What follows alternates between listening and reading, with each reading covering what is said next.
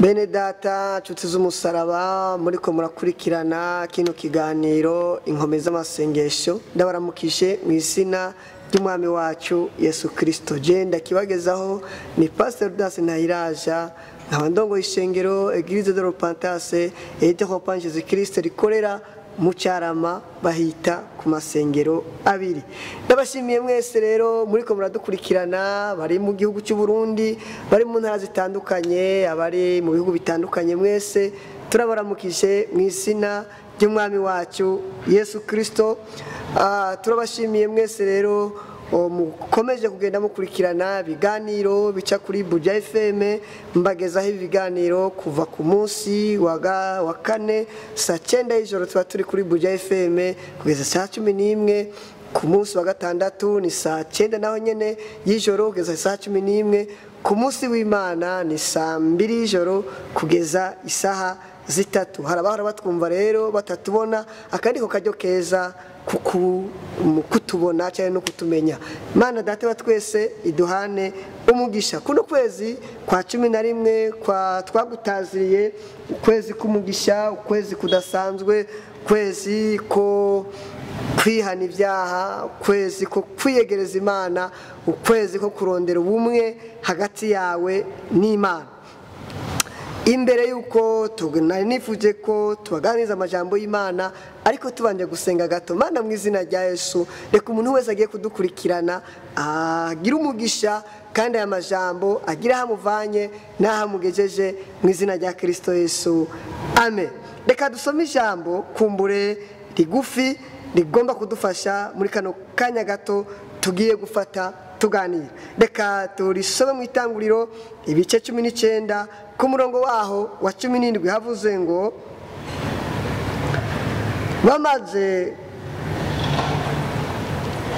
havuze ngo bamaze kubakurayo, umwe muri bo aravuga ati hunga ntupfe, ntukebere inyuma, kandi nturuhe uhagarara utararangiza iki kiyaya cyose,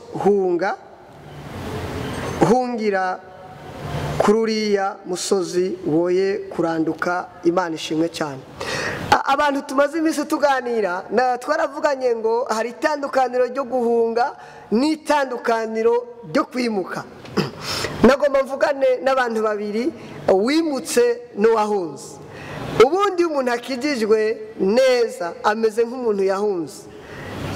Kwimuka, abo tumaze igihe tuganira twaravuganye ngo kwimuka bitandukanye no guhunga. Iyo umuntu yimutse yimukana buri kintu cyose, nta kintu na kimwe usiga.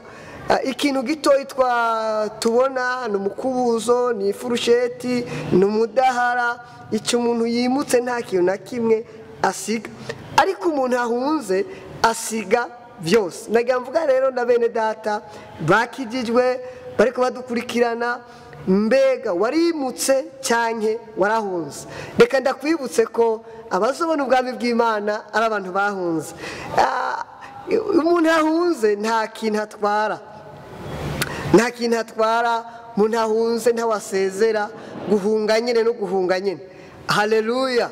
Rero mwene data, hari igihe umuntu ahunga, hari igihe umuntu avuga ngo yarakijijwe, hari ibikorwa ariko araririmba, ariko waraba ariko aravuga ubutumwa, hari ibintu ariko arakora byo mu nzu y'Imana, ariko waraba ugasanga ameze nk'umuntu yimutse. Umuntu yimutse ameze gute? Ubusambanyi wahorana warabuzanye, ubusuma wahorana warabuzanye, kunywa inzoga wahorana warabizanye, ubeshi wahorana warabuzanye, guteranya abantu wahorana warabizanye, urusaku wahorana warabizanye. Ubundi iyo ugomba kuja muri Kristo, ibyo byose ubisiga hanze, hanyuma ukimuka uri mushya. Bibiliya yambwiye ngo iyo umuntu akijijwe ababaye icyaremwe gisha. Mana ishimwe cyane. Umuntu ahinduka icyaremwe gisha ryari?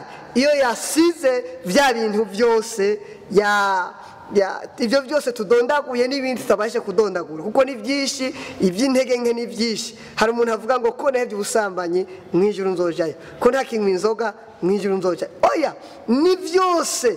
Mana ishimwe cyane. Kandi agenda kubwire ngo uko ijambo ry'Imana rivuga kumbure n'amajambo tuzohava twongera tugasoma avuga ngo ibyaha byose imbere y'Imana birangana bisumbanya ingaruka gusa zo wabikoze.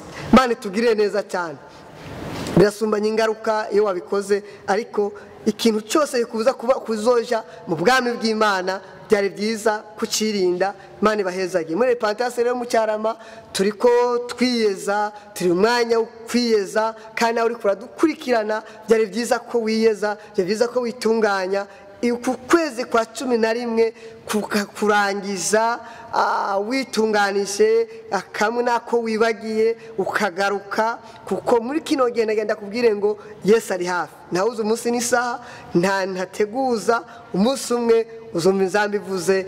Imana ibahezagiye kandi Imana ibaha umugisha. Ndarangije ndakwibutsa ko uno munsi ni kuwa 4 turafise iteraniro ry'umugisha, iteraniro ry'umugisha buri wa 4.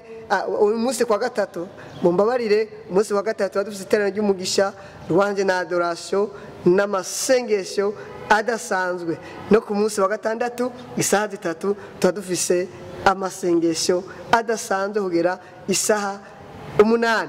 Ku munsi w'Imana ni 2:30 kugeza isaha 3. Imana ibahezagire mwese mwadukurikiranye. Nkuko twatangwe dusenga, reka turangize dusenga, ariko ndakwibutsa ngo nimba hari ibyo wahunganye, nimba hari ibyo wimukanye, uhunge ubisige, uhungire muri Kristo Yesu. Niho hari amahoro wabuze. Ntuzoyaronkera muri boîte, ntuzoyaronkera mu mahoteli, ntuzoyaronkera mu kabare, ntuzoyaronkera gukora amanyanga. Ni weze umutima wawe ibyo utaronse mu isi, nibura uzobona ubwami bw'Imana. Imana ibahezagire. Imana urakoze kwabanye natwe. Igitondo komeze kubana natwe, ari bari mu gatondo cyo ku mugoroba. Mana ukomeze kugira neza ubwoko bwawe mu izina rya Kristo Yesu. Mwarahezagiwe. Amena, amena. Shalom, shalom. Mwarahezagiwe. Murakoze.